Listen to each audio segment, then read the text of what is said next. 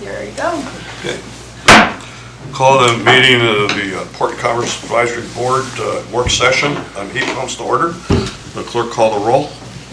Smith, Here. Groom, Here. Scudder, Here. Regis, Here. Atwood's excused, and Chair Jaffa. Here. You have a quorum. And I note that Tom Miller has offered his resignation from the board and personal commitments to his family, young family.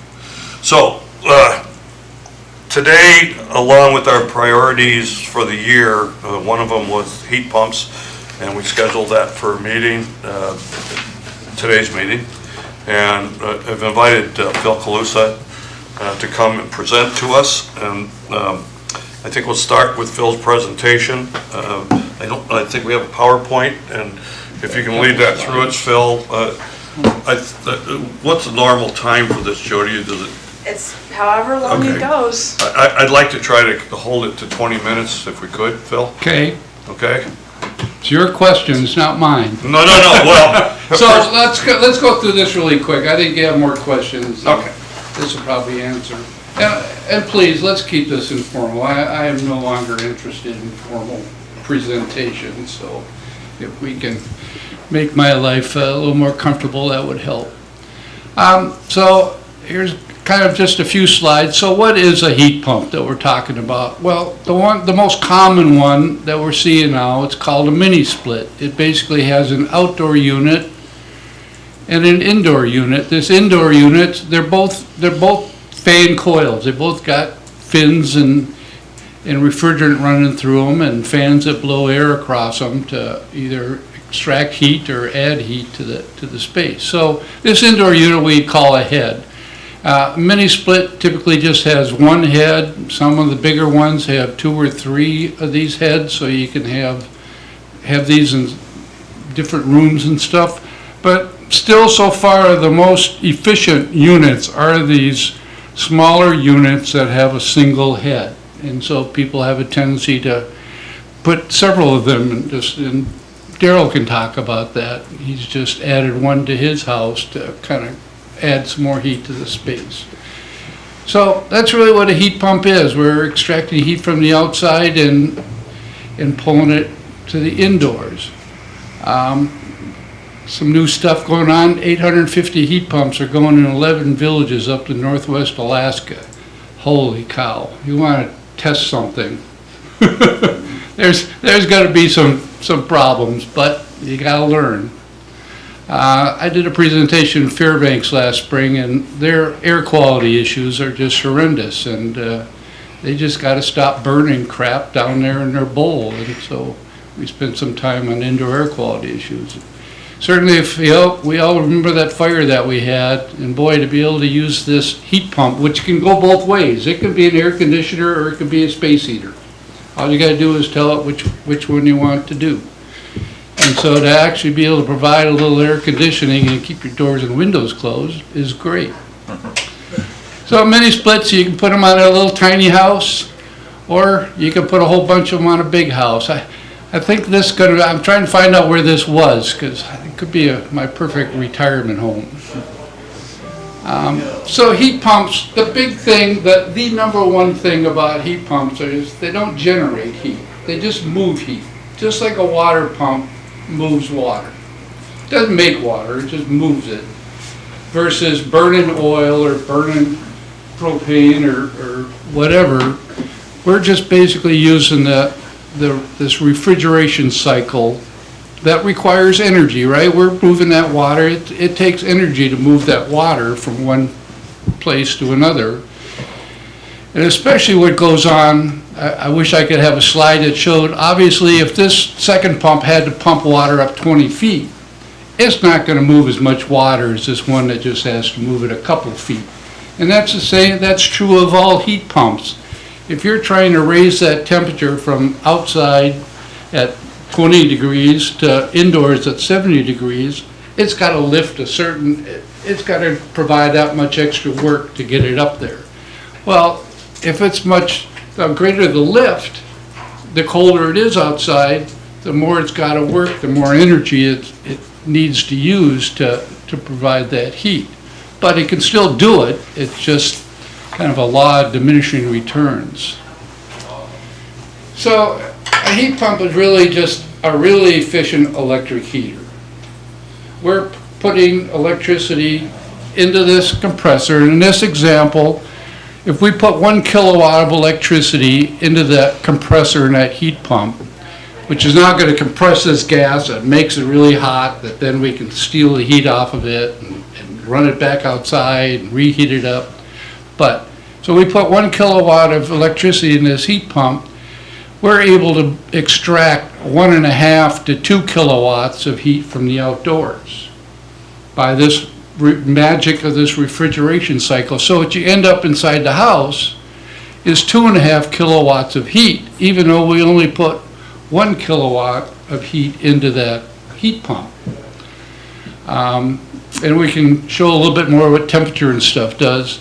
So this 2.5 kilowatts versus the one we put in, we call that COP, coefficient of performance. And in this example, which is pretty true of what we see in Seward, this heat pump has a COP of 2.5. It means it's providing 2.5 units of heat for every unit of electricity used. So if I put a kilowatt of electricity into a regular little electric space heater, I would get 3,413 BTUs of heat out of that kilowatt of electricity. But because I'm putting it into this heat pump, I'm actually get to multiply that by 2.5. So it's like being able to run 2.5 electric space heaters amount of heat for the amount of energy that we're using on just one. Is that kind of with me? And it's a very simple cycle that this has been around for over 100 years. Of being able to take this compressor, you know, not much different than an air compressor, though the pressures are generally much higher. But we're compressing this gas, and then we're running this hot gas into that indoor unit with that fan and those coils, and we're extracting that heat out of it, and we're actually condensing this gas under this high pressure, getting all that extra heat from that changing from a gas to a liquid.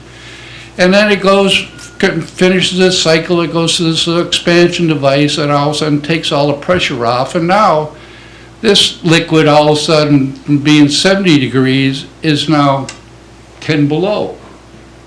It's actually much colder than the air temperature is. And so as we run it through this other fan coil and we're blowing air, it's actually able to take heat out of that cold air, warm up this refrigerator, actually boil this liquid at that cold temperature, and then back into the compressor, and off it goes, and just continues this cycle. And again, a heat pump with a reversing valve, we can make it go either way. It doesn't care. Just tell me where you want the heat and where you want the cold. I love my little 1950s. It's all your refrigerator is. It's a heat pump. Been around forever. What excites me about sort of the future is if we look at the efficiency of oil, you know, we're at 80%, 85%. We're pretty much getting all the BTUs we can out of a gallon of oil. The gas, they're a little more efficient, but again, we're pretty much there. We can't do any more. But when I look at the theoretical efficiency of a heat pump, it's incredible what we have left. Now, that's theoretical. The technology that we have today, the amount of energy that we put into those compressors and stuff, are only getting us to about here. 20 years ago, we were down here. So we've made a nice little jump in the last 20 years with better compressors and better refrigerants. But now we're just kind of stuck here. And now what we're doing is we're playing with better refrigerants that aren't as harmful to the environment. So we're just seeing new refrigerants come out, different blends that are still maintaining this efficiency but are less environmentally bad. So we're going to be seeing more developments coming there. So just a couple of those terms again that you're going to see, that COP, that coefficient of performance, that's the efficiency of a heat pump versus straight electric heat. The other big term that you see in the US is this HSPF, Heating System Performance Factor. They're basically broke it up into different regions. Region 5 is the northern half of US. We're like 7 or 8 in Alaska. So this still doesn't apply directly to us, but it is a way of comparing the efficiency of one heat pump to another. And they've already gone up to HSPF2, the next generation. EPA has come up with their new Energy Star cold climate certification process, which basically requires manufacturers to jump through some hoops to show that their heat pumps actually do work in cold climates. This ton, it's essentially, from lower 48 with refrigeration, I always talked about 1 ton, 4 ton, whatever units. It's the equivalent of 12,000 BTUs. NEEP is this, if you Googled that, you can get a list of thousands of different heat pumps and all of their test results and scoring.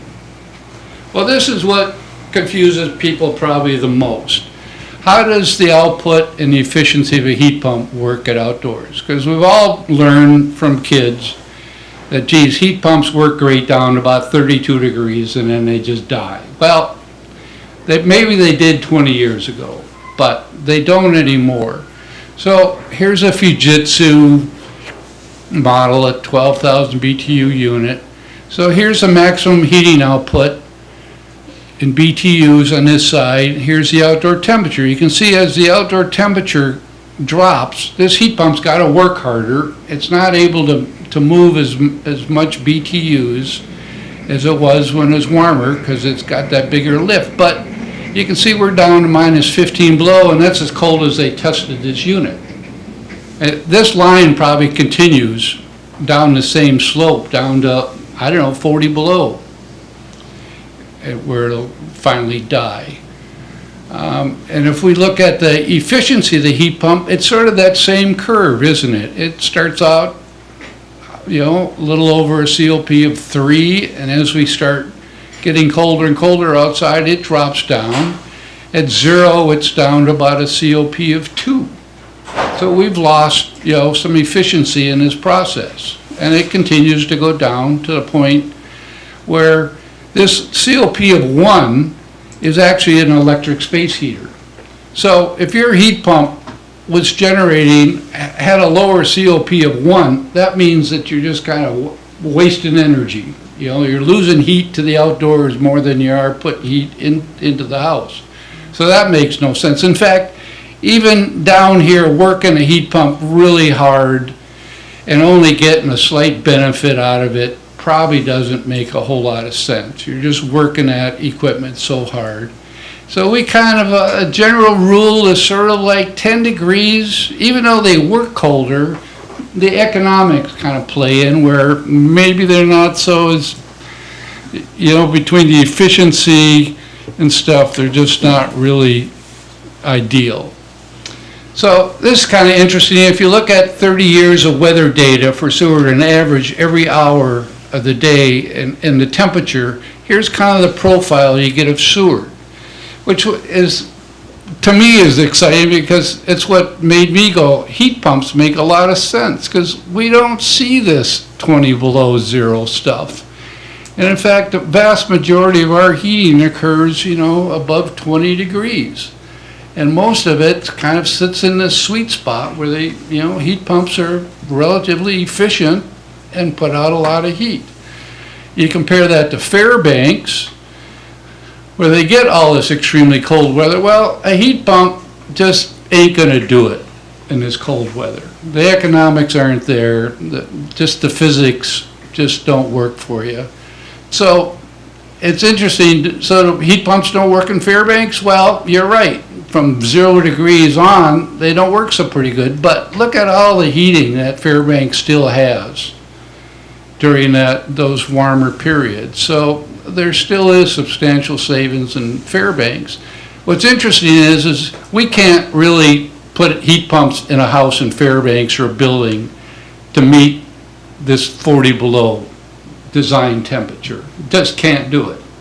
Where in Seward, you know, we can see this 5 degrees. We can design for that. So we can actually put heat pumps in a building or in a house to actually meet our design load much easier than some of these other climates, which is why Seward always excited me about heat pumps, because we do live in this nice little range of temperatures where we got some heating to do, but it's not too extreme. So last winter we had that really cold snap. I've been monitoring heat pumps for years. And this is my air-to-water heat pump, and this is 2 weeks of hourly data. And you know, remember those slopes? Here we are at 35, 40 degrees, and as it cooled off, my efficiency in my heat pump continued to go down until we hit that 5 below zero. My little heat pump ran 23 and a half hours straight. But it ran. It kept the house warm. I didn't lose any heat in the house. It just had to work its little heart out to do that. And again, we like looking at this COP of 2, which kind of says, you know, that 10 degrees or so is where the economics start getting fuzzy. So this might be where if you had a wood stove, you'd be burning some more wood, which would be very beneficial. Or maybe you'd let your boiler run and pick up this extra time. But this was, you know, for anybody who does any kind of research, you always end up with all these oddball points because a power outage or something happened. This was just nice, clean data I got to just copy and paste without doing any magic. But, you know, so here's Seward. Here's real-world data kind of showing what happens. Now, we could be applying economics to this. We could, well, at this COP, what did it cost me compared to a gallon of oil? So we could do a lot of stuff with that. So really, my last slide, I really wanted to get across was, if you do all the math, and I'm more than happy, anybody who wants to know where these numbers come from, I'm more than happy to share all the data that we have. But the bottom line is, in Seward, it takes like 12 to 14 kilowatts of electricity on average over the course of the year to equal a gallon of heating oil. So think about that. So those small, really efficient mini splits, they're down to like 12 kilowatts on average, where the larger multi-heads and bigger units are closer to 14 kilowatts. You know, maybe Daryl can answer this, but I think the Sea Life Center had COPs very similar to what we're seeing in these small little super efficient mini splits. So this 12 to 14 is really not a bad number to be playing with in terms of looking at small or large. So what's the average house using Seward? Well, what's the average house? Anybody can, if somebody could tell me what the average house is in Seward, I could tell you what the average, you know, consumption of electricity would be. We're kind of guessing that a small mini split in a 12, 18, 1600 square foot house could probably save about 400 gallons a year of oil with just one unit with one indoor head. Obviously, we put in bigger units, we could get this up to 600, 800 gallons. Interesting how the economics play out. That one little unit can save 400 gallons. If I put 2 units in, I'm only going to save 600 gallons. Even though I doubled my cost of installation, I'm only saving incrementally less and less oil. So on the economic side of things, geez, you know, just to put in a little mini split and let it work its heart out until you get comfortable with it makes a lot of sense. So right now, I think we're looking at 29, 30 cents a kilowatt. I think Chugach's COPA rates and stuff have stabilized. If I want to look at what that cost is, we do use our heat pumps in the spring and the fall a bunch, so there is some summer. So if I blend that, it's kind of right now around 26 cents a kilowatt. 11 cents goes to Chugach to pay for the power, and 15 cents basically goes to the utility as profit to help pay for the cost of maintaining their system. Well, if I take that 14 kilowatts times 26 cents a kilowatt, that's equal to $3.64 a gallon of oil. what are we paying for oil right now? I stopped calling up. I used to call all the time. I used to change my spreadsheets all the time because the price of oil just keeps going up and down. So I have a hard time telling you what the price of oil is going to be tomorrow, much less in 2 years or 5 years or 10 years. But how does this compare right now? Anybody get oil in the last couple weeks? I think that's almost exactly what I paid the other day. Is it? So it's a break even. So right now you can run your heat pump and you're gonna break even. But that doesn't pay for your heat pump. If you had to spend $4,000 or $6,000 to put in a heat pump and you're just breaking even with oil, there's no incentive to put in a heat pump. That's just simple economics. I've been doing this energy stuff for 50 years, half a century now, promoting energy efficiency and conservation and stuff. And if you don't have the economics on your side, you're pushing a rope uphill. You make some progress, but it takes the economics to really drive this change into going to something that's better. Does this make this? We have to understand this. What's the bottom figure, the declining block rate? What is that referring to? What? You have the 14. Oh, okay, so I have a proposal that I've been working on that I want to see if we can get the city to adopt. Basically, it's called a declining block rate for heat pumps. So if you own a heat pump, after 600 kilowatts of electricity use, which is the average that we use in residential, your rate will go down to 20 cents a kilowatt if you own a heat pump. And so at 20 cents a kilowatt, all of a sudden now, you're equivalent to $2.80 a gallon. You know, there's 75 cents to $1 savings that you're going to get. And the utility gets to sell 14 kilowatts of electricity. Now they're not making, they're 15 cents a kilowatt. They're only going to be making 9 cents a kilowatt. But if we don't put a heat pump in at all, nobody gets anything. I mean, nobody wins. And a heat pump, you know, right now uses about half the utilizes about half the CO2 per gallon that oil does. So we can cut our carbon footprint in half by running a heat pump. So the environment benefits, the utility benefits, and the homeowner benefits if we can get the cost of the heat pump down to where it's affordable, economical for somebody to use. And this is kind of where I'm at now. You know, a few years ago, our rates were such that I didn't need that. We had rates that were actually cost effective, and we were making some good progress on heat pumps. And Darren can tell you, sales have probably dropped a little bit since the rate increase, like probably a lot. So it becomes a question, what do we want to do? Do we care about what's our sick ocean out there and our fisheries dying? Is that worth anything to us?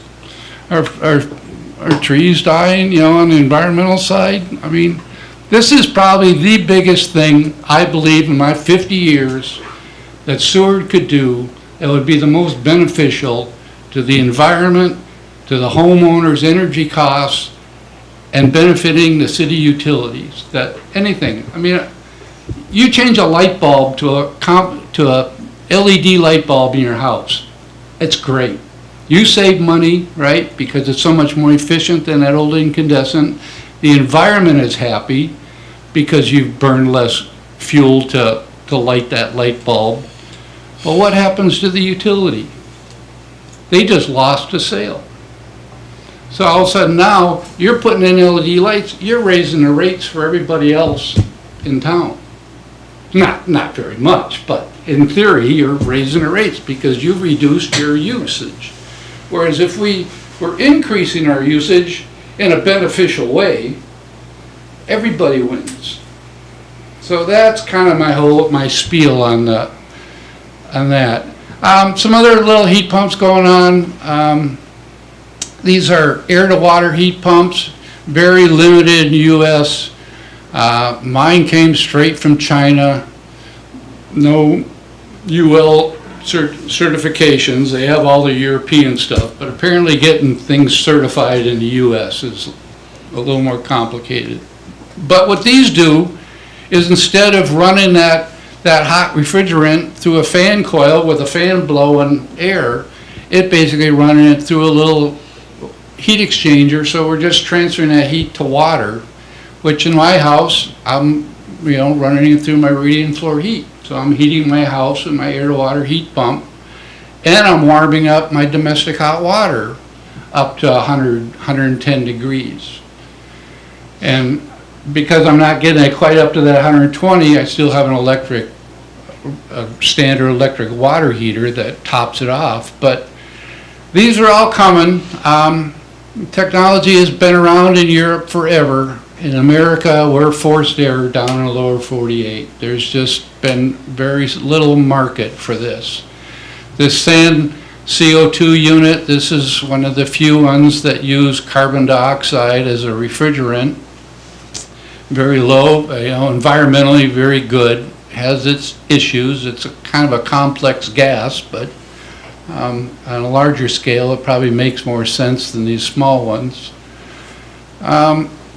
So here's the new kid on the block. Just about every manufacturer now is making an air-to-water heat pump that uses propane as a refrigerant. And it turns out propane has this global warming potential. The heat pumps that we were installing recently had a global warming potential of like 2,000. So not so pretty good. Some of the newer refrigerants are down to 400 or 500, 600. Propane is down to 3. CO2, as a reference, has a global warming potential of 1. The downside of using propane is, guess what? It's flammable. In fact, it'll blow up if you have leaks. So these are all designed to be contained outdoors, and so if there is a small leak of propane in the system, it leaks to the outdoors. It also means that the Darians, the installers of the world, need to have equipment that can handle flammable gases and stuff. So it's got a learning curve for folks to get through, but this is going to make a whole lot of sense. I have some issues with. What this means is you have to bring water from your house to this unit outside. Now we can glycol that water, suffer a few little penalties, and we need another heat exchanger to isolate it from potable water. So it can all be done, but I wish there was a way of not needing to run water that freezes to the outdoors. But again, here's the higher delivered temperature than what mine can produce. I'm lucky if I can get up to 110, 120 degrees. Propane refrigerant, because of its characteristics, they're claiming you can get up to 160. That could be enough to run through your baseboard of your house and heat your house. That was probably designed for 180 degree water. Maybe, maybe not, but there's options. So this is my unit outside, right? It's just, again, a big fan with coils surrounding it, with a compressor pump in there. On the inside, there's really a little circulating pump, and this is a flat plate heat exchanger. So the refrigerant's basically going through one side and back to the heat pump, where water from my storage tank is getting pumped from this pump through the other side of this heat exchanger, taking the heat out of that refrigerant and dumping it into my buffer tank. So, not terribly complicated.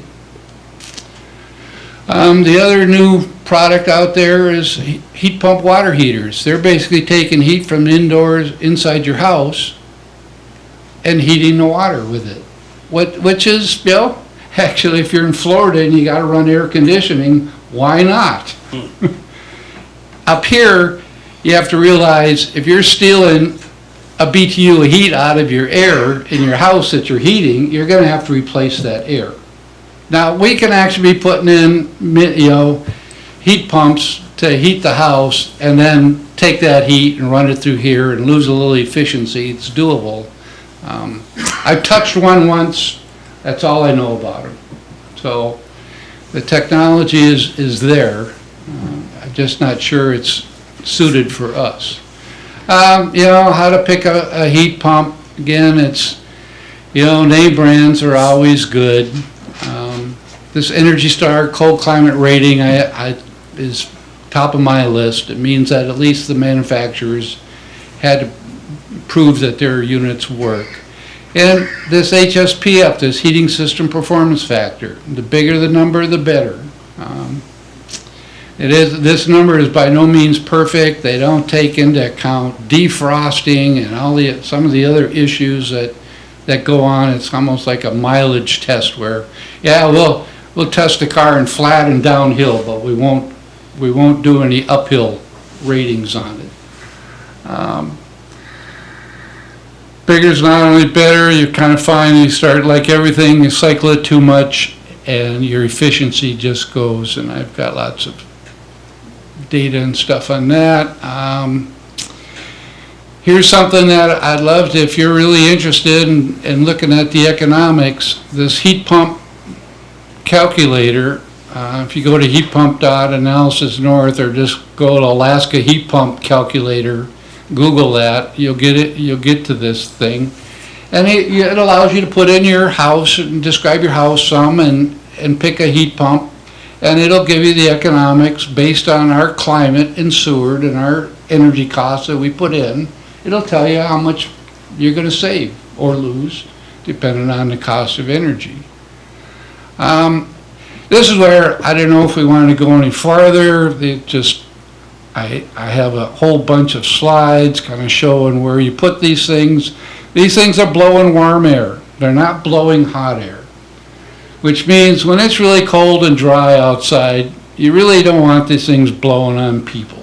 You don't want them blowing on couches and dinner tables and that kind of stuff. So where you locate them, and it can only heat, you know, the space that it can see, just like a Toyo stove or a wood stove. You know, that back room and the far end of that hallway isn't going to really see what we're looking for in terms of maximum amount of heat. Leave the doors open, you know, that works better. So all the limitations of design. Here's somebody put theirs down low, which makes a lot of sense in a cold climate.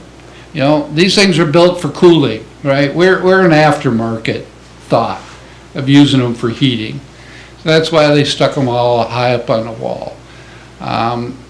They do make floor-mounted units. I think, Darren, you put in a few of those, haven't you? One? Well, the problem is the most efficient units were these small mini splits with these air handlers high up on the wall. Those were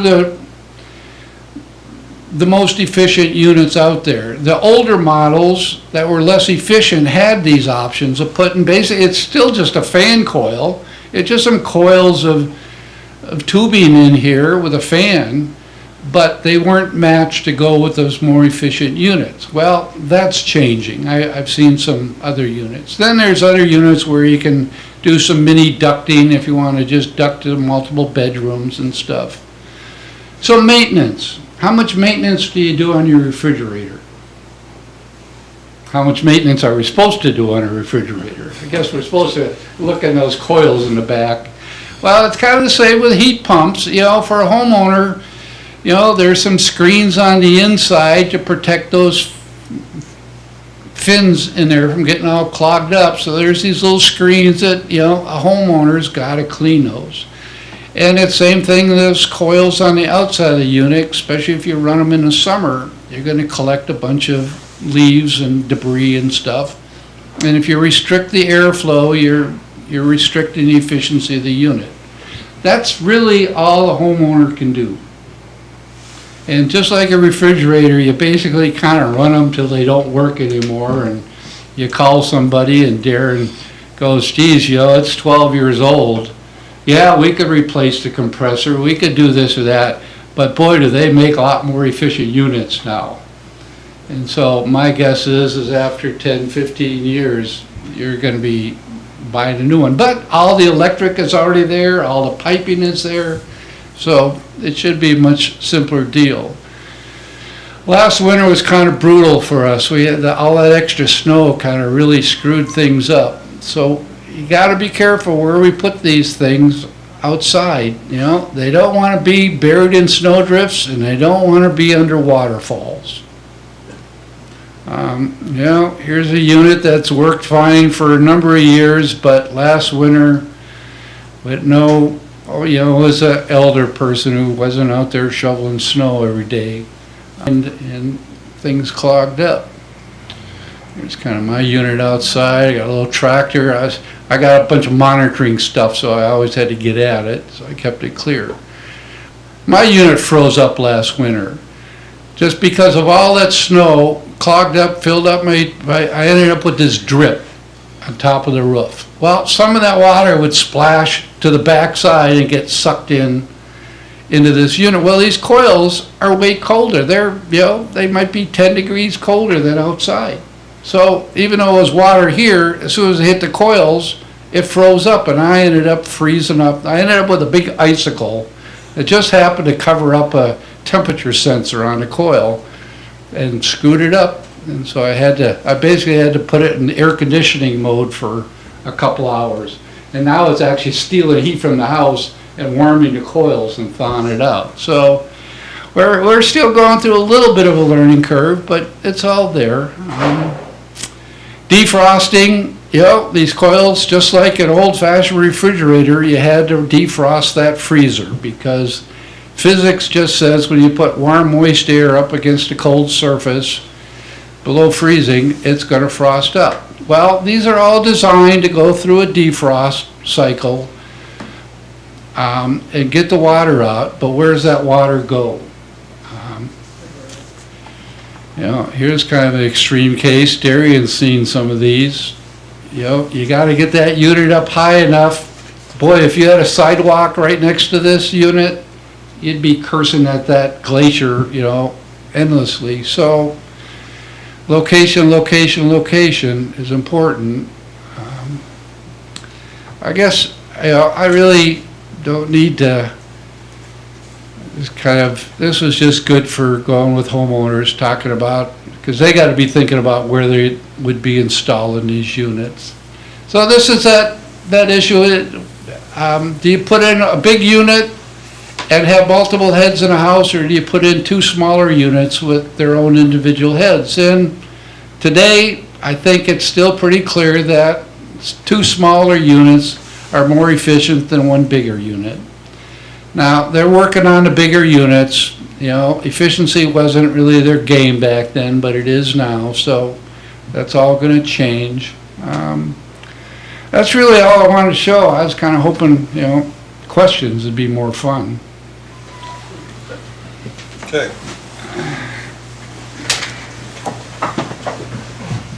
I mean, I'd love to be showing all the research data and stuff, but kind of deep into the weeds. Well, I think that's a pretty good presentation. Good. Anybody have any immediate questions? Seward stuff, Seward. Yeah, yes. Where will they work?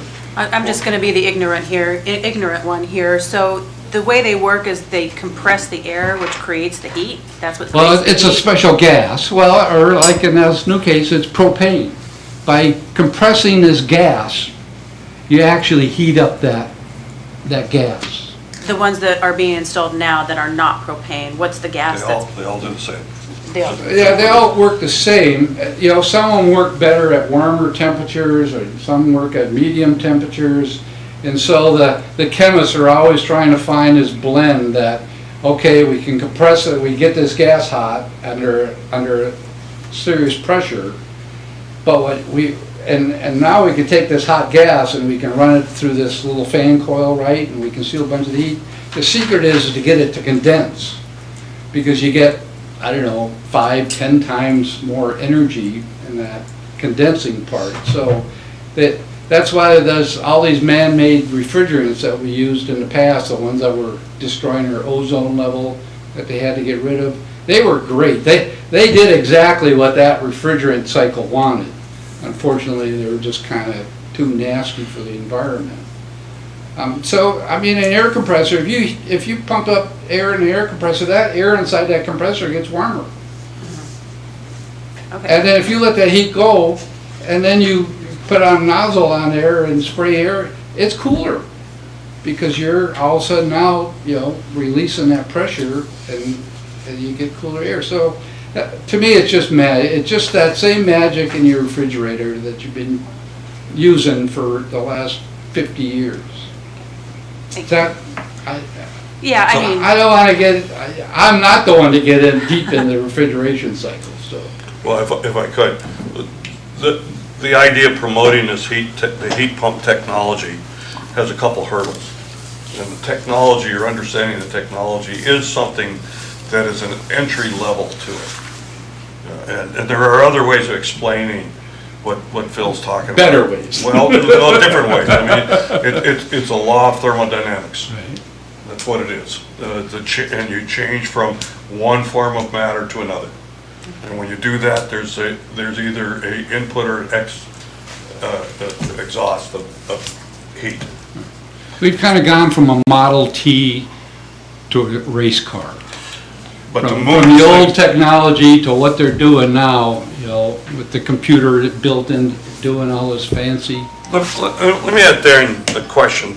Darian, when you're talking to people who are buying the heat pumps, how much are they interested in the technology as compared to the cost benefit to them? Well, I think that it's hands down, everybody's looking to save a buck. Whether they understand the technology or not, they are interested in saving some money. But one of the savings that I didn't really hear out of Phil's presentation there was the cost of maintenance versus like your Toyo stove. Your basic maintenance on a Toyo stove is going to be $350. And that's, to get it opened up and cleaned out. And you do that every 3 years. But I think that people don't really consider that as part of the savings that you're going to get on a heat pump. You're not going to have to do very much maintenance, if any. I very rarely have cleaned an outdoor unit. They usually stay pretty dirt, grime free as long as they're not leaking refrigerant. You don't have to mess with them for the most part. Clean that indoor units screens, and it's pretty much your part on the maintenance for that unit.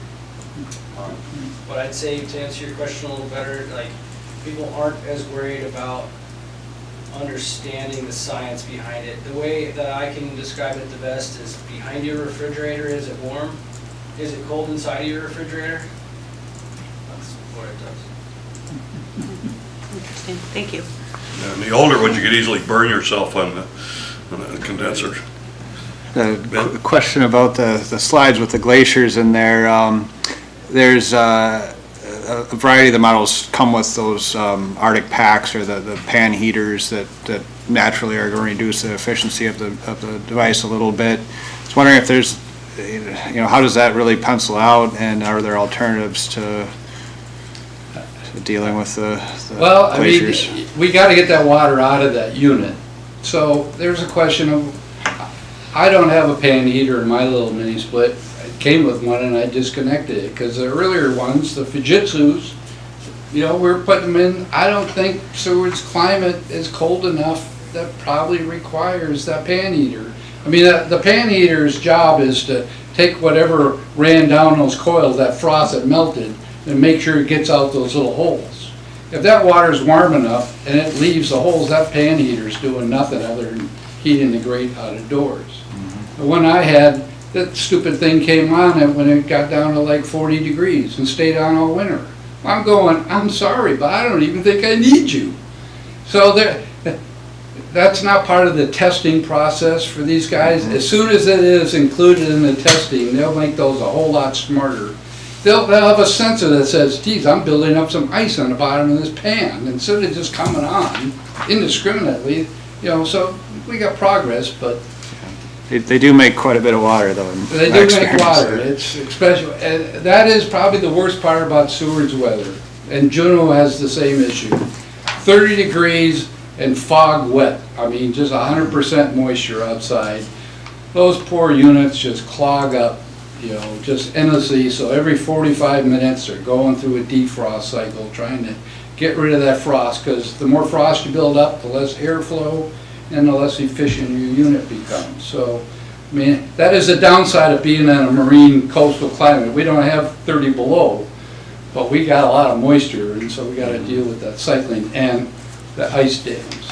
So to move this forward, we're not going to resolve the engineering or installation issues. It's going to have to Right. clearly be a motivation to people in the community to want it. And if it's economics, you told me on the phone that you like the climate aspect of it. Are there other benefits? Someone in the other, Daryl, you've got several of these in your house. Is it a better heat than what you had before? I used to have mold issues in my house. Say it again? Mold issues. Seward's got houses that are full of mold. You can talk to anybody.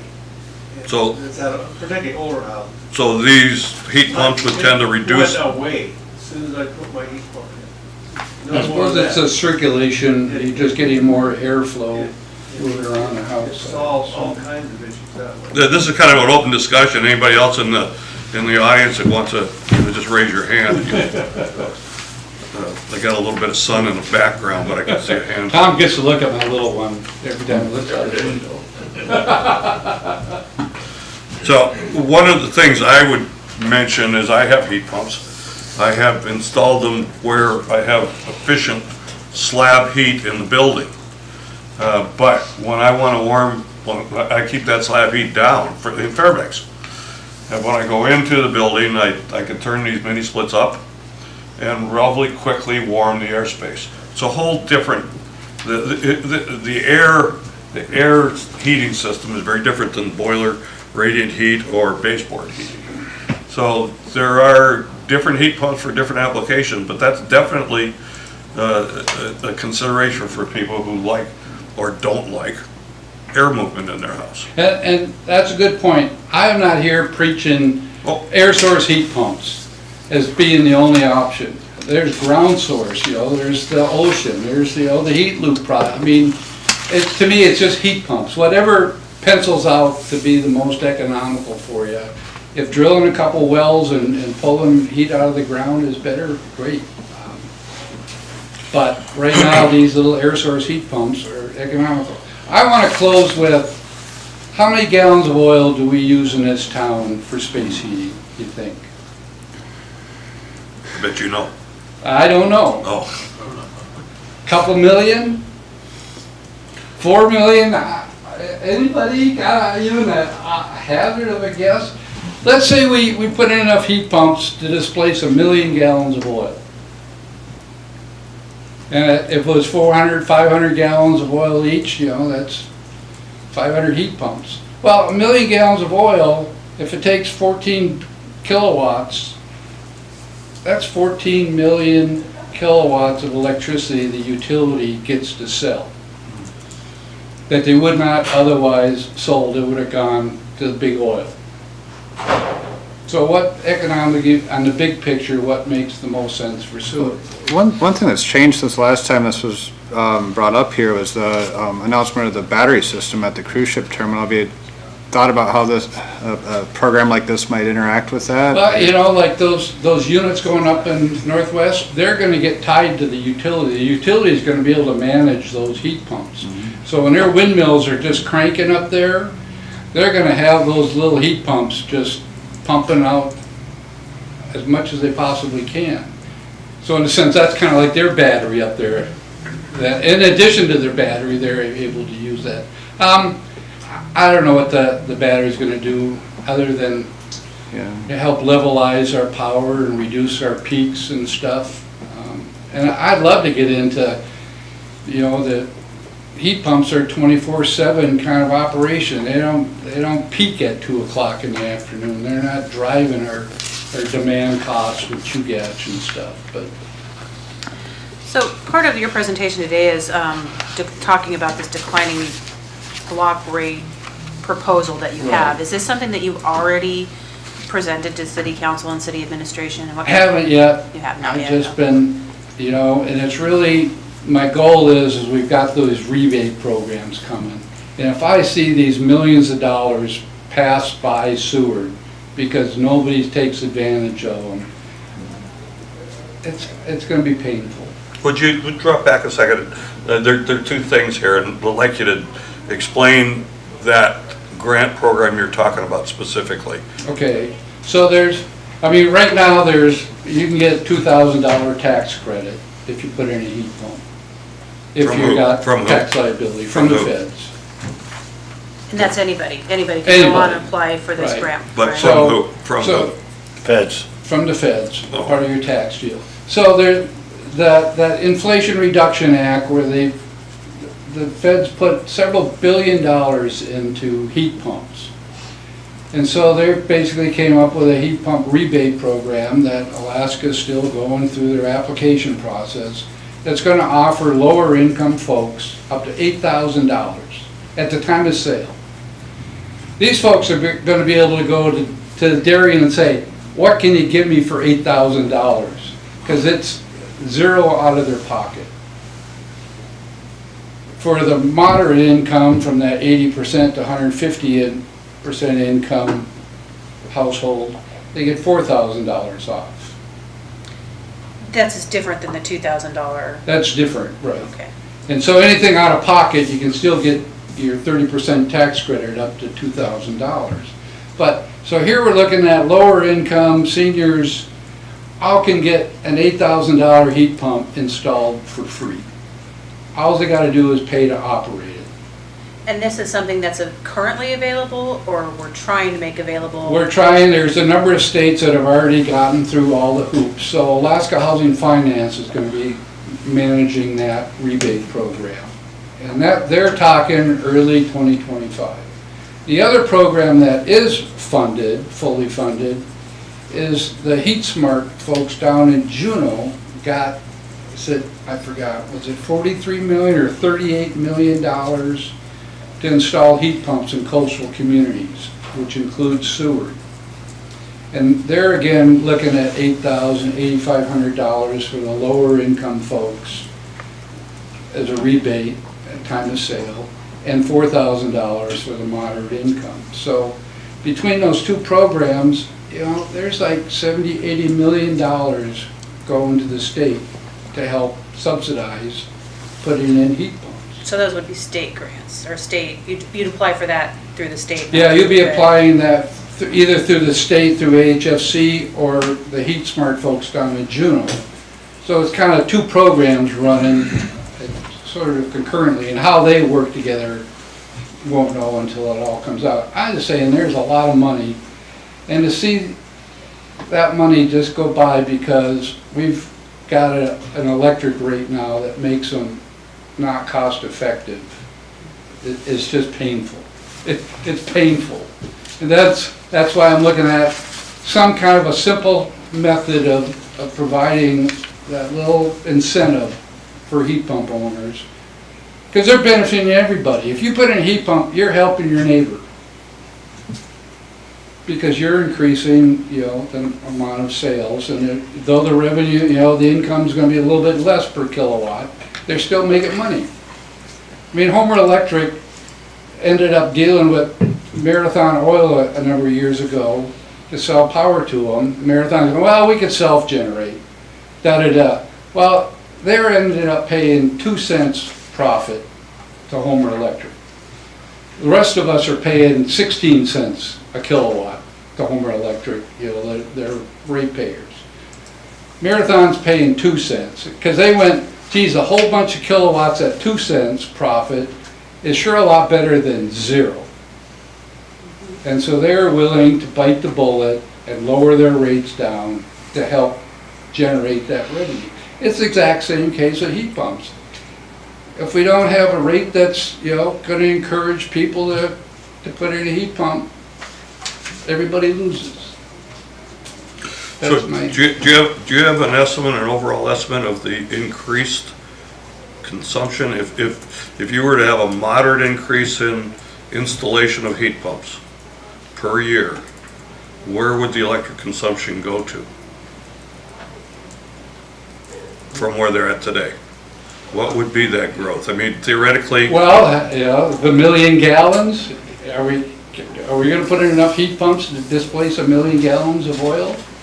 Times 14 kilowatts per gallon, that's I 14 don't know, but you're gonna million. have to sell this to Consul, or to me. No, not me. Well, no, for That's why I'm us, here. for us, Phil. Right, no, You know, I that's- agree. That's why we have you here, because we Right. need this kind of information. And it's that whole deal of going, are you better off making 8 cents on that extra power going to heat pumps versus 0? I think another huge benefit is that the utility has that kind of guaranteed steady load while the heat pump's in operation, and they can count on that revenue then. And there's lots So- of studies that go through the whole economics for utilities and stuff. It's just that concept of, giving heat pump owners a little break in there, and that extra energy that they're using to run the heat pump is just kind of hard to swallow for some people unless. So let's go ahead with this, because it's a little bit of the chicken or the egg. I mean, you got grants for installation of heat pumps, but the problem is a current rate in Seward. So that is still in debate, is what that rate's gonna be in a month or two, or soon. What rate? The electric utility rate. Well, as Daryl knows, we've been arguing this for 20 years. You know, I remember 10 years ago, Daryl and I were 40 years. talking about the utility rate, because we had a city manager that was going, we're subsidizing the Sea Life Center. So I asked the utility, I said, how much are you paying Chugach? And it turned out, and he gave me the amount, and I said, how much are you charging the Sea Life Center? It was 8 cents more. And I said, so how can you say that we're subsidizing them? You're making 8 cents off every kilowatt hour they're using in their heat pump at the Sea Life Center, which is bringing down rates for everybody else. But they said, no, we want to double it.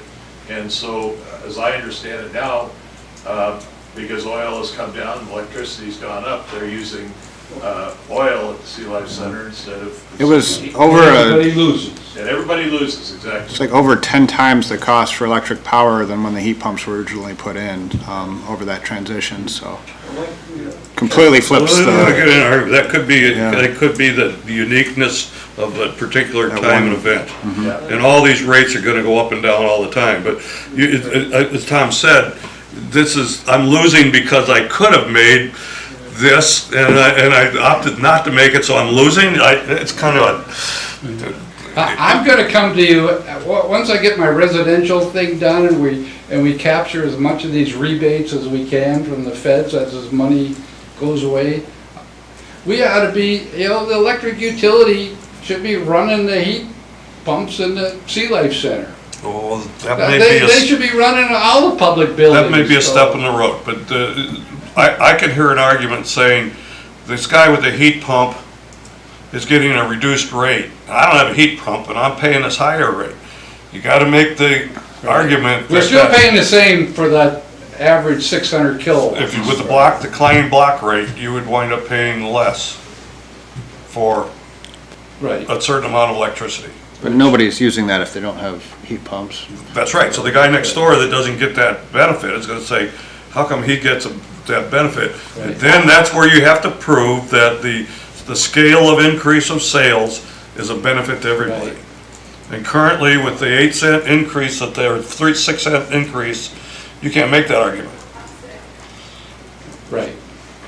So, I mean, I got a friend who's a PhD in economics for 30 years doing rail belt energy stuff. I mean, would that help if somebody like that told the council that this economics makes sense? Because Maybe. they're not gonna believe it from me. well, maybe they will, Phil. I think it's a matter of presentation, and really, what I hope our group can do is develop a strategy. Because coming out of this, I would like to have enough information where we can ask our utility manager his input on this, and have, real information to say, okay, Brian, here's what we see, what's wrong with it? We're not there yet, so I think a strategy to move this forward, and anybody's gonna have to have it. You do it in private business, you do it in a family, we have to do it in the public, but it's gotta be done. And a variety of reasons, Phil, whether it's climate issue, whether it's cost, whether it's convenience of warming your home quickly. I think those are all valid parts of this. So, coming from me, I'm a numbers guy, I'm a research guy, I love just monitoring, collecting data, testing stuff. I am not really that person that does the policy promotion world. I'm not sure I am either, but we're all gonna try it. It's kind of like, you know, you can make the greatest widget in the world, if you don't have a sales department, Yeah. you don't sell widgets. Unfortunately, I think it sells itself if it pencils out. I mean, just as a resident in town, you know, I mean, I think there's a lot of people in town that care about the environment, but at the bottom line is they care about their pocket, but, you know, the wallet. I mean, I think the last 6, 8 years, we've proved they work. Yeah. I mean, you know, that was a big hurdle. Well, there's no That doubt was they the biggest work, but hurdle. like, you know, just like different environments, you know, like, if you're in California, you put solar panels up and that powers your heat pump, that's a lot different than being somewhere where you don't get that power, so there's no doubt that they work, but like Darian said, I think the majority of people are, it's just, as long, you don't even have to be a salesman, all you have to do is show that it's cost effective and people are gonna jump on board. Especially when their neighbor tells them, Yeah. oh man, I could save $500, $600 Maintenance and on this." installation are still gonna be cheaper. Right, The cost of running is the same. You're still gonna save, So, at this fuel price. I was here to say, I am not your salesman on, Well, you made the deep dive in here because this declining block rate is a sales pitch. and it is, in my opinion, one of the simplest, easiest to implement kind of program that would get us down that path. Now, they can change, you know, because we're unregulated, we can adopt something in 6 months, a year, we go, you know what? We kind of screwed up a little here, we screwed up a little there. We can adjust this over the next, 5 years till we find the sweet spot. We're not committed to anything forever. I think getting the utility on board is really, like, that's the first group we need to sell it to. But this sort of thing, Yeah, well. if it's gonna happen, it's gonna have to start here. I sent a letter to our utility manager saying I'd love to meet with them and Yeah. chat about this, and no response, so. We can ask too. Yeah, and I think your request will carry a whole lot more weight than my request is, why I'm here. Well, I think that's our purpose, is to come together with a group and with the data so that we have a productive discussion. You know, we started with the basics here. We shouldn't have to go back through that. You know, but how it's gonna benefit each individual in the city and surrounding area, because we cannot forget the Seward Electric deals with more than just the citizens of Seward. So somewhere along the line, that discussion will come up about ratepayers outside the city who would get a benefit of this. Well, They they should. would, they They would, should. they went under this decline block rate program, so. Do you have examples where this is in place? Yeah, I think Massachusetts, just recently, it was interesting, their regulatory commission ordered one of their main utilities to develop a rate for heat pumps. They didn't, decline block rate is just one way. There are as many ways as there are utilities to try to address, the economics of a heat pump. I just, in my research, I kind of found this seemed to fit Seward's simplicity model the best. But yeah, so Massachusetts, their utilities now are required to come up with a rate for heat pumps, specifically for heat pumps. And it shouldn't just be for air source or just for ground source, it should be for heat pumps in general. Most rail belts, all natural gas, Chugach isn't interested in this at all. They have so few customers that benefit because gas today is still so much cheaper than running a heat pump that it just doesn't make sense. They couldn't provide a rate low enough to do Well, it. that's yes and no. I'm one of the few Chugach customers that Chugach Right. would consider this program for. And when I've talked to them, it's not off the table. No, and they're actually helping fund redoing our heat pump calculator so they can play with it. But you gotta admit, it's a pretty small number compared to the majority. And they gotta make that same decision, or how you can convince 98% of the, other ratepayers that giving you oil burners a little break makes any sense. Well, I'm glad you mentioned that.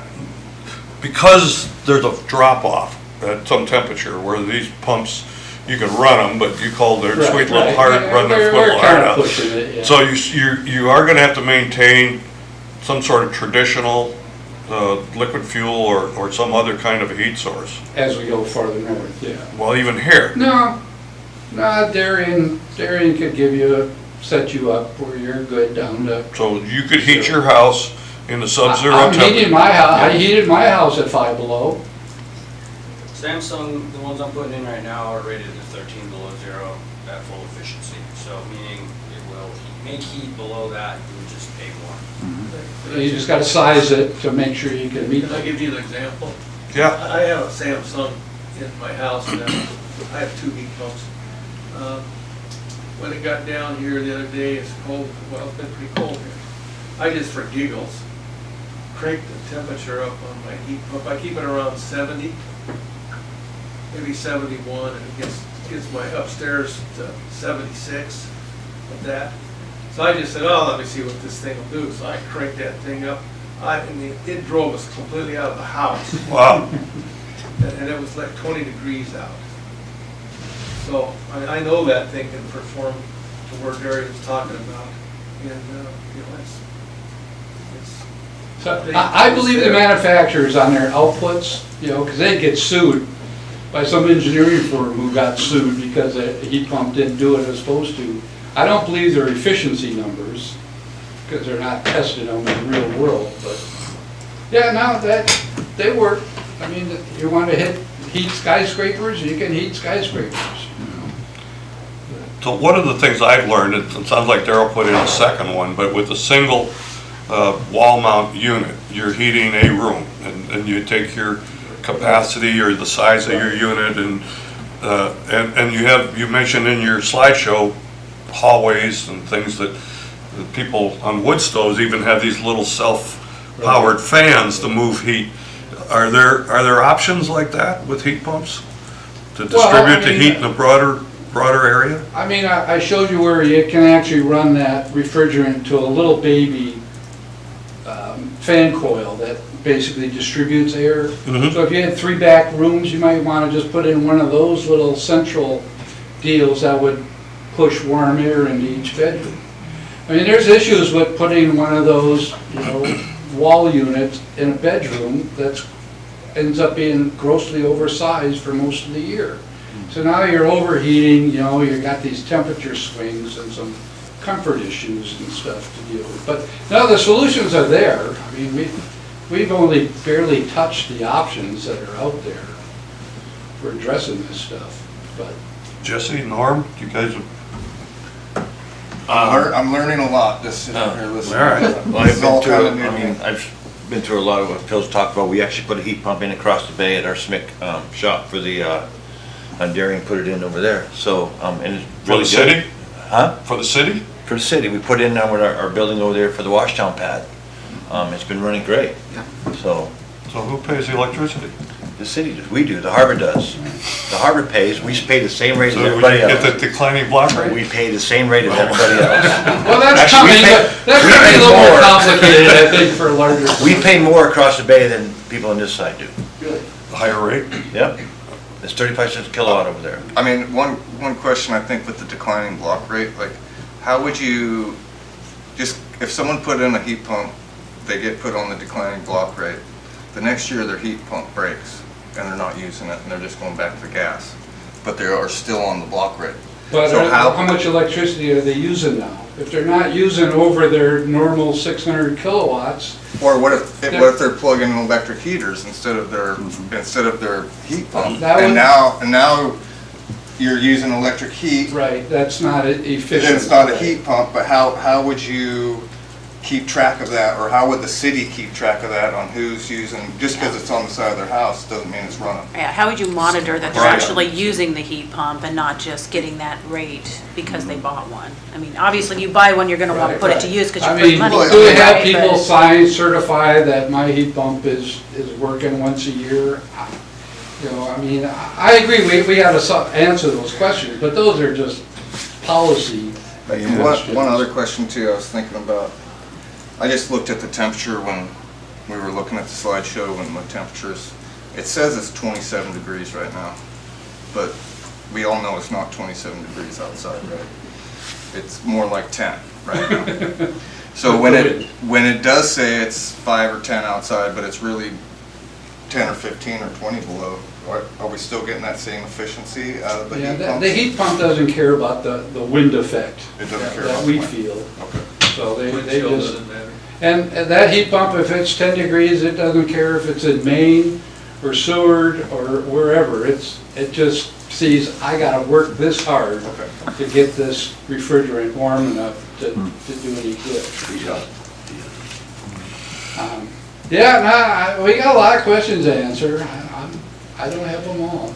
I'm curious too, in a place like Kodiak, that's windmills. It's absolutely a no-brainer. A no-brainer, right? Like you would want to put Absolutely, I them in. mean, Juneau's putting them in as fast as they can put them in. I mean, I've not been on this board long enough. Does Seward have plans in the future to try to get away from Chugach Electric and generate their own power, either windmills or tidal or through the river? It's one of our priorities to talk about. Got it. So we had a meeting a while back and the wind is not, Ben can talk to it, he worked on Aptec at the windmill there. It's not sufficient enough in Seward for windmills. And when Not it is sus- not sufficient enough, sustainable. it's bad. Yeah, Not sustainable. it's inconsistent. Yeah. Too But sufficient. there are other Right, yeah. potentials. I know they talked about tidal, we had a presentation once, one of the meetings, that they had these new tidal things and, twice, 4 times a year. Sure. There's Go back and been, forth. detailed studies on Lowell Canyon Hydro and 4th of July Creek. So across the bay, 4th of July Creek, Chugach has the rights to that water over there, so for, Oh, okay. Sounds like a nice joint venture to me. well, they did that a long time ago, Bruce knows. They may have let that go. Oh, And well, there may be somebody else looking at it. okay, I know that we had talked about that, and that had came And we up. could bring Tim McDonald in here who will lead the nuclear charge. Yeah. But, all those options are out there. I think this decline block rate has traction, and it's interesting because it's something that we can move forward with. This is not the first time we tried to bring heat pumps to the city council.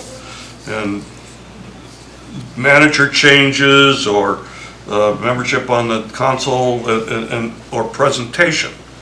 And I'm not faulting anybody, but those of us who understand the COP and the conversion from matter and how this refrigeration cycle works, it sounds simple, but it's not. It's not, because quite frankly, most people think about water. And they don't understand how you can extract 32 degrees, water freezes. How can this work? My refrigerator's 32 degrees. How's that work? So putting that portion together as simply as possible, and it's simple if the refrigerator burns yourself, but then having a real program that's well vetted, including benefits to everybody in the community and all the ratepayers, the general population. Again, you can lead, personally, I think these kinds of things are what you put on the cruise ship brochure. And people say, they're doing that?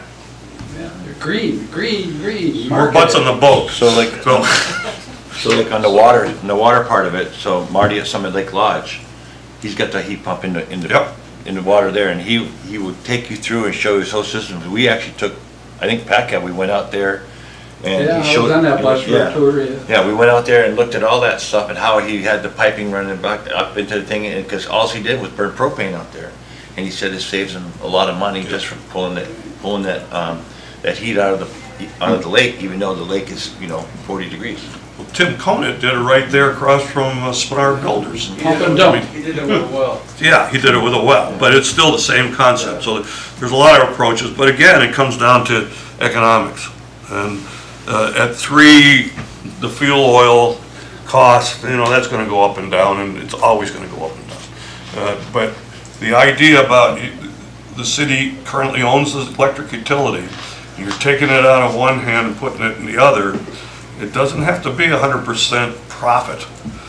And Daryl was at the Sea Life Center, and Tom, I think, was on the board, fighting the battle for the cost of keeping the facility open. When we put the heat pumps in down at the Sea Life Center, we achieved an industrial rate. The city had an industrial rate of power at that time. Well, as soon as the Sea Life Center went and qualified for the industrial rate, Phil Owes, the city manager, got rid of the industrial rate. So we started this special contract rate thing, which made it very political to do that. We operated in that split, but the savings were very good for the Sea Life Center. We got off oil. At that time, we got up to $5 a gallon. But it went back down. We saved money over the years, got off oil. Those heat pumps literally saved the Sea Life Center. I believe that's true. Absolutely did. I believe that's You true. wouldn't have that down there at the bottom of the street anymore. At that point in time, If we hadn't with that new equipment and cutting edge technology, is absolutely true. If we hadn't done that. Now, when the rates started creeping up, going up, then that became much more complicated than it is today, and Ben will tell you. There were 3 large users that was on that special rate, if I remember. Yeah. But I used to tell the city managers, and we went through a zillion of them here over the years, I used to tell them, I says, see what your electric rates will do when you don't have that 5 million kilowatt hours of sales that Sea Life Center provides. Good It's point. the largest utility user in the city. I said, you drop that out, your rates are gonna go crazy here. They never would, they just ignored that. I think the last little message I got from Skip, he added up, looks like we're like 2 million kilowatts short in this first 8 months that we were selling. So we're selling 2 million kilowatts less this year than we were last year.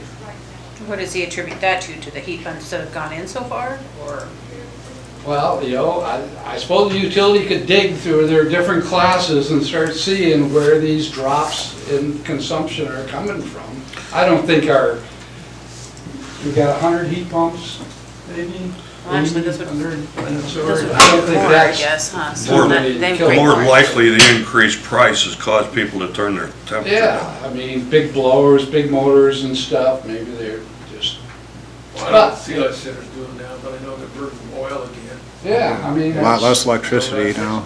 a few 100,000 kilowatts not being sold. I don't know what you're. And I'm with you, renewables and a heat pump. To have that wind, that cold north wind heat your house, to me is perfect. Sewer, And I believe. and those needs to questions be- about how are we going to make sure people are using their heat pumps and not pissing away electricity, those are the policy questions I'm hoping we can start listing and coming up with answers for the council, because they're going to bring that up. I personally will admit that I'm maybe a little naive, and I believe that if you ask someone to say this is their intent, the majority of people will honor their word. The majority of people. I know my wife will say, well, you're not doing that, you have to tell them you're not doing it. Why?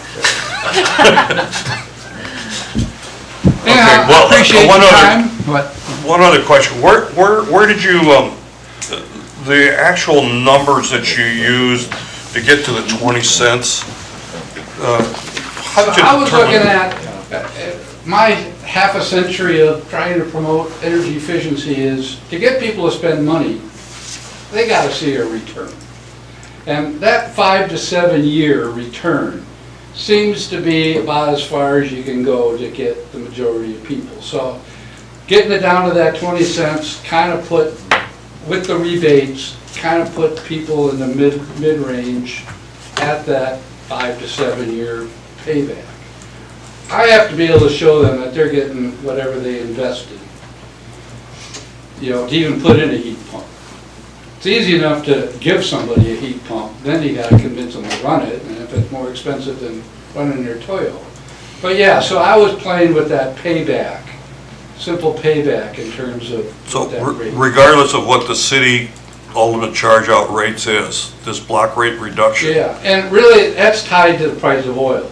If the price of oil jumped to $5 a gallon, guess what? The city could probably eliminate that rate. If they wanted to adjust that based on oil prices, They could never move that quickly. well, even if it's just once a year or something, right? I'm just saying they could. I mean, they don't have to go to the regulatory commission and spend tens of thousands of dollars to say, hey, we're gonna tweak this a little bit. Thank you guys for coming. Thanks, Phil. All right. Can I get one quick question? Yeah, sure, that'd be quick. We got Taylor here now, so. Yeah. Maybe this is for Darren. About how long does a heat pump setup last? There you if go. Yeah, maintain it Darren, how long properly is it? and There's a good everything one. like that? So we got 7 to 10 year warranties on these things. If you get broken parts, the manufacturers will pay for the parts. They don't cover my time. But I was just starting to think that, and the first ones that I put in was like Daryl's, Daryl's, the one at Chamber. the Chamber of Commerce and the one at my parents' house. The one at my parents' house now is 6 years old. I have done literally just cleaned the coil. I've cleaned the outdoor coil one time. So It's still naturally, up. they're I mean, I talking haven't messed with it. 14, 15 years.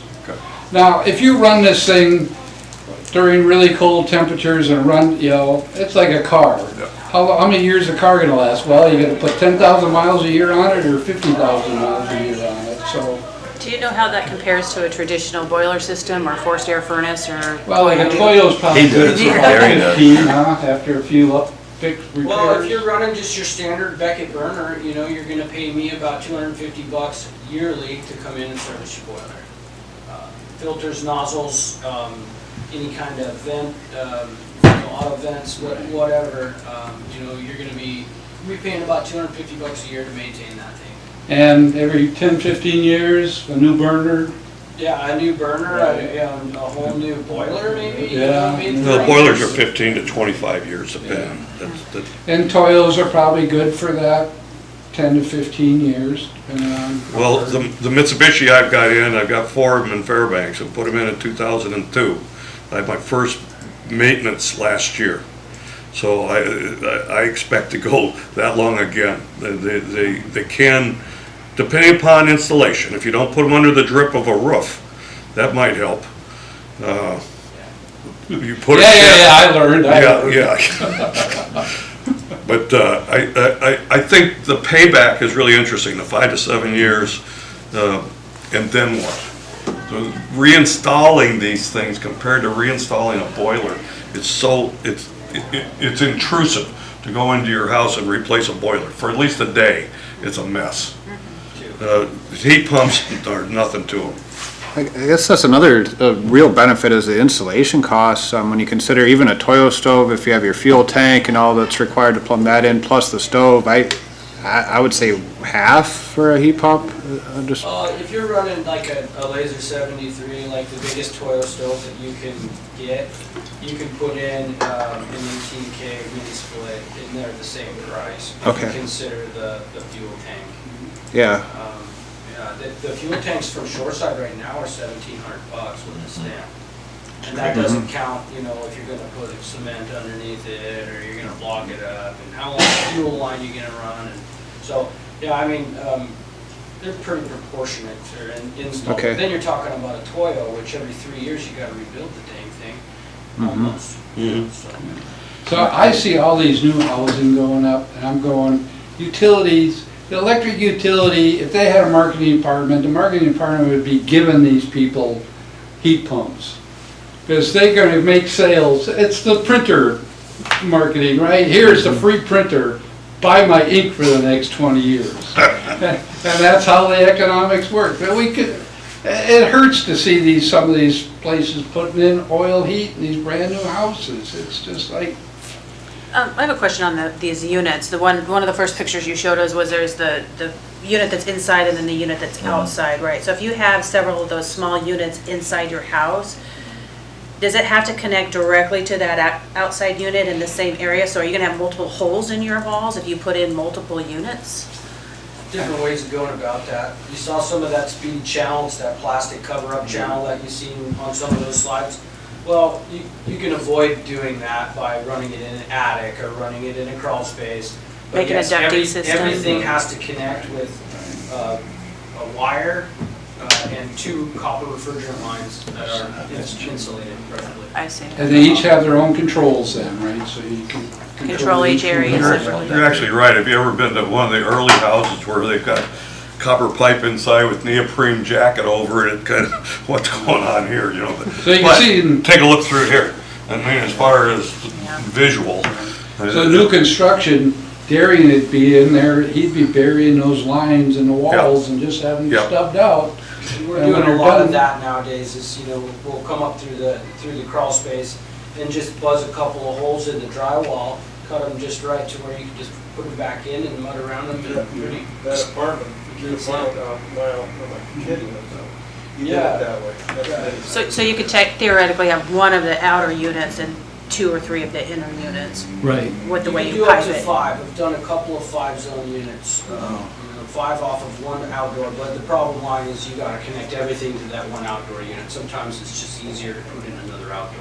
I just think of that other picture you had where you had all these things on the side of the building. It was kind of ugly, to be honest with you, but. I think that was some test lab in Denmark or something.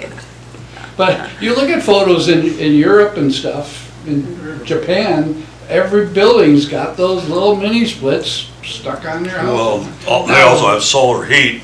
I mean, if you go to Hawaii, they're heating all their water with solar. I mean, there's lots of creative things that we're not doing in this country. Now, a little architectural appeal would be nice. I agree, I agree. We have a ways to go with some of that, but. So I would hope out of this meeting, we got a few more minutes for additional questions, but from this meeting, we go to the next meeting in December and we invite Taylor and Brian with the electric utility to come and talk about some real The impacts. economics to them, how do they Correct, see the correct, economics? Correct, because they would, and we want to be able to give them some information to review, so it's not blindsiding them, we want real data. And then from that, this group could pass a resolution to take to council. Now, the problem, Phil, is an urgency. You know, you're talking about the grants down in Juneau, which may be separate from this, because the city council can't do anything about the grants down in Juneau. So a separate action to somehow publicize that. I'm not sure what this group can do for that. But the block rates and dealing with city administration, that's something that we can consider doing. So do you have any idea on how to get the word out to people to take advantage of the They have a current grant? newspaper. I Yeah, read an put it in article. the but- newspaper. I mean, you could get a word to the Chamber of Commerce. They're not the newspaper, but they are promoting. Right. And that, the clerk also has an email list that Right. they send out stuff, they can send out stuff there, so. I mean, if you guys, if PACAB wanted to like sponsor a community workshop, we could essentially do this and promote it to the Well, public. this is sort of what we're doing. Right, but maybe in a less formal setting, This is not. formal, like the it's a work session. library. This is you know. not very. So Like work doing session, at that's the why, library, that's why we right? can talk back. A neutral, kind of a more neutral space. Some of us kind of have, get the heebie-jeebies in there. Well, I can come sit over there, I need this chair. No, Well, I understand. The problem we started with today, in my mind, was there were several overlapping issues. And some of those is not something that this board can directly take action on. So I like the idea, and frankly, it doesn't, that money, I'd rather see spent in Seward than spent some other community. But if it doesn't get spent, If it doesn't come out of the taxpayer's pocket, it wouldn't bother me either. But I know it's gonna get spent somewhere. I think I mentioned that in there. This is a 2021 rate study done, and in here, our rate study guy said, you know, you guys ought to be thinking about a heat pump rate, separate heat pump rate. What guy? Our rate study guy, well, Same guy Oh. that. same guy that did the last Oh, the one. guy, He's yeah. been doing them for the last 10 years. Bob something or other? Financial engineering Bob Howard? company. No. I forgot No. his name. Anyhow, I forgot what page it's on, but. It's okay. So he mentioned it, huh? Yeah, I mean, because it's a no-brainer. It's a market we haven't tapped. That's something to dig up, because the council seemed to pay a lot of attention to his report. I know.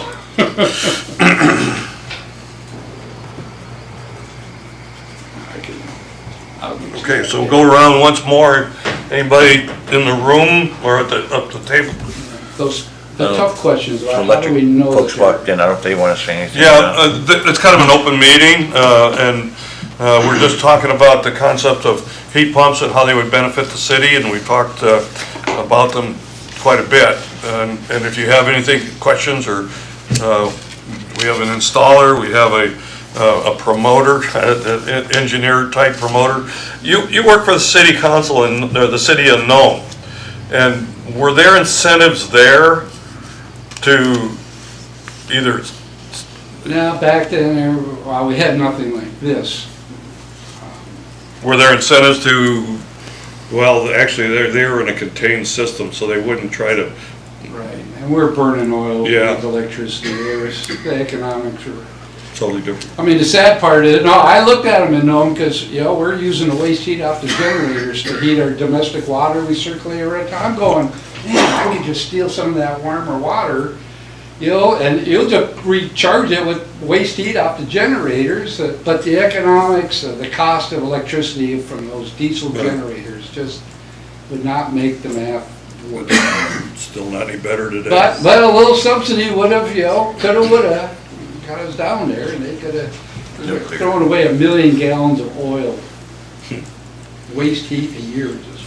All right. Now, if anybody comes up with more tough questions, you know, we Well, just gotta make a list of them. I just roughly used your number earlier with consumption and rates, and it looks to me like you could be talking about almost $4 million in electric sales, in increased electric sales with the heat pumps. That was with the wattage, the average wattage, and a fair number of homes. That's a lot. I agree. Okay, Lucy wants So to remember, ask. 14, you know, conservatively, it takes 14 kilowatts to make a gallon of oils with the heat. Just, you know. I got one more question, Darren. You, in planning the installation, when you're talking to owners, we've talked about the average size homes, if it's 1,000 square feet or whatever it is, but different home configurations with different rooms. How difficult is it to plan an installation of a heat pump? We talked about redistributing heat, but how tough is it to plan that? It just kind of depends what somebody's willing to spend on it, you know. I strongly advise putting more than one head on them, just because if you're gonna, you know, put the money into it, it's worth it to push heat from different sides of the house, maybe, you know. Or, you know, like Bill was saying too, you put that heat pump in the room that you spend the most time in, and you just supplement the heat, you know, in that room. And so all the other thermostats, you know, you kind of don't really have those jacked up to comfortable temperature normally. But in that main room that you spend all your time in, your kitchen, your living room, you keep that running at 70 degrees. Maybe even a little bit higher if that helps get a little more heat to the rest of the space and Yeah. you don't have to burn oil. But, you know, finding a place for it and finding, you know, the right configuration of what they want to do. You know, some people, you know, especially these nightly rentals, they like to have a head in each rentable room, you know, a bedroom, you know. so. They have their own little temperature climate, you know, in each of the rooms that people are renting. I mean, 2 stories are an issue. You're not gonna get warmth going down to the lower floor. You might get some going up, but you're not gonna heat the lower floor from upstairs. Electric one at the top. Yeah, I was just, please. you can thank Becky Dunn, so I got a call. And got me over here real quick, just across the street. Apologize, I didn't know it was you. Go ahead and introduce yourself, Taylor. I think. Yeah, my name's Taylor Crocker, so an MEA contractor down in the city of Seward to manage the operations. And, Brian's out of the state right now, but just from kind of picking up what you guys were talking about, I left Alaska in 2020, went down and worked for Excel in North Dakota, just kind of got a taste of how other people are doing, some things. And we were at 7 cents a kilowatt hour in Fargo and Grand Forks due to these giant nuclear plants that produce super low cost electricity. Now, there's a lot of stuff that we can't do with that in Alaska, but we also had different heat rates that you could pay for. And so one of them was interruptible. So I don't know if you've ever heard of the STEPIS units. You can get them in a boiler and you can get them in a forced air unit. It's got like a big pile of bricks on one side. And if we were getting into a demand zone, we would cut everyone that has a STEPIS unit, and that pile of bricks would basically keep their house warm for 4 hours while we were saving on our demand charges, into the grid. The other one is off-peak. And so like my grandpa living on an island in northern Minnesota's got electric heat, his electric boiler, and then he's got a diesel boiler for backup. But he's maybe had his electric boiler cut once in the last 7 years due to the off-peak heat. Both of these rates for electric heat are at a discount from your regular flat. Now, I'm not aware of anyone that's doing the rates other than EV rates in Alaska right now, but that could be something that's factored in. I mean, depending on how much load this is going to bring to the system, maybe you could come up with a different rate, which, I'm just not speaking on behalf of Seward right now, but it would require a rate study and stuff to be done to make sure that we're going to, not just give the power away. Right. But What's nice is we don't have to go to the regulatory commission. well, it's We have to starting- just, internally, we have to convince ourselves it makes sense. And 100%, and with the new technology that's out there, I mean, they're doing a bunch of studies with these small modular nuclear reactors, one of which is this company called Oklo, which is selling steam, and then they're also selling power. And so, there's other countries in the world that their power plants basically are not just selling the power, but also selling the steam and heating towns. Like, it's really popular to do that in Iceland. And they've got these, pipelines that go like 100 miles, and they'll heat entire towns just off these power plants and stuff. So there's some technology, it's not quite there for us yet. We're still trying to figure out how to get more gas to the state, because the whole state runs on natural gas. We got our diesel backup plant over here, but the gas is the most efficient power we have. But in the future, I think there's going to be a lot of stuff with electric heat that comes down, because lower 48, it's cheaper to heat your house with electricity than it is natural gas, which is pretty amazing. But some places. anyway, Yeah. we're open to having the conversation and putting the numbers together. And I mean, the conversation I want to have, and we should sit down one of these days, go, okay, so what happens if I got 20 houses on this one line, adding another 1,500 watt, 2,000 watt load? At what point are we replacing transformers, and, when are those infrastructure costs going to kick in? So Right now, I can tell you it's the answer to free. that. So when I was at Excel, we were rebuilding every single feeder and adding transmission lines to keep up with the increase in electric heat in homes, and also the EVs. I mean, EVs are more popular in the lower 48 than up here, but there were so many people that were, overloading transformers, and pretty much all these old neighborhoods down there have like the number 6 open wire copper bus that would just be glowing, because it's at max capacity already. So we rebuilt 8 farm towns and half of Fargo in 3 years while And I mean, it's not cheap. Right. But it was So, over- I mean, I it think was that those overdue are real costs anyway. that we're gonna have to look at down the road. Yeah. And, you know, hopefully the revenues are gonna be there to pay for that. I mean, if you're making X number of dollars a year, Had a question in the back. Sorry, I don't know if it's in our charter or if it's in the tariff, but if you alter your load, so say you have you have an existing service and you wanted to change it and either add more or what have you, in there it says that you are supposed to come. Oh, I'm sure we all do. And redo a load calculation, and that is so we can make sure that the Right. equipment is what it needs to be. Because a while back, they did the same thing with the EVs when EVs were coming out. They could do 5 EVs on the transformer before you have to redo the transformer. right? So that's huge.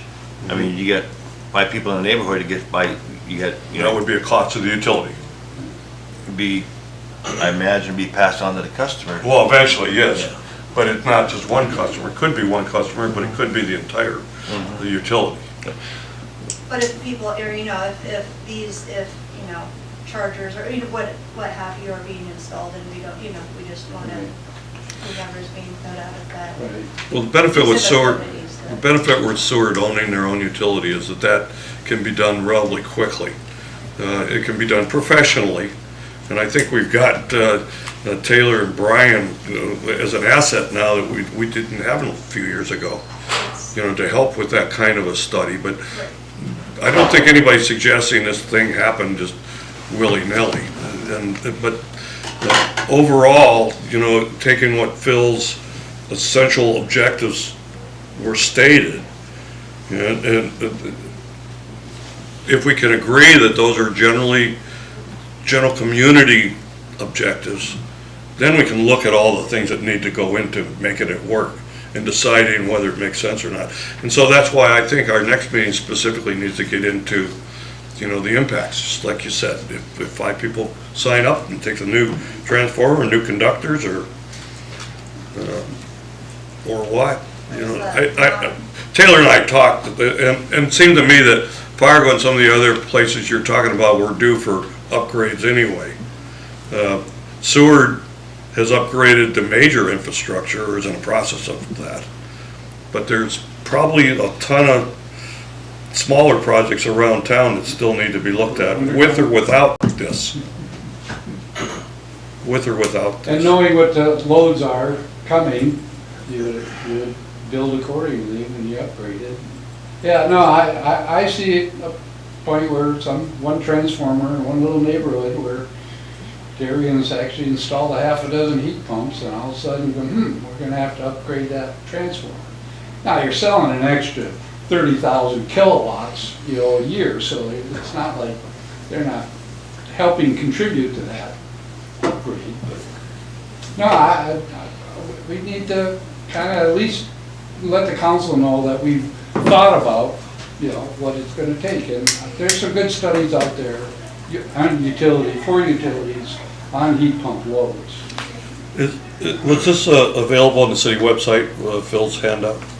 There were some links to information. Not yet. I'm gonna attach these to my notes when I Okay. upload them on. Okay, so there will be some of these links that Phil has used to, you And missed the PDF too. you missed the PowerPoint that he did, but, it's a good starter, and I think, there are some links even there. But I don't know where this will go, but I think the new administration is more willing to follow along with this, if the heavy lifting that is done by maybe some others. Yeah, thanks, Later, Darren. But I've got to run to another meeting as well, so I'll just go around once more to the Assistant Harbor Master, been silent. Yeah, I'm taking it in. Okay, thanks. Assistant Harbor Master. Thanks. Isn't that what I said? No, you said Harbor Master. Assistant Harbor. Deputy. Deputy. Deputy. The title. The one doing all the work. Yeah. Yeah. Today. Okay, anything else from, thank you guys for attending, and Taylor, you said Becky got you over here? Yeah, got a phone call. Wow, thank you, Becky. Not who you know, it's not what you know. Okay, anything else, or we'll adjourn? Okay, we're adjourned.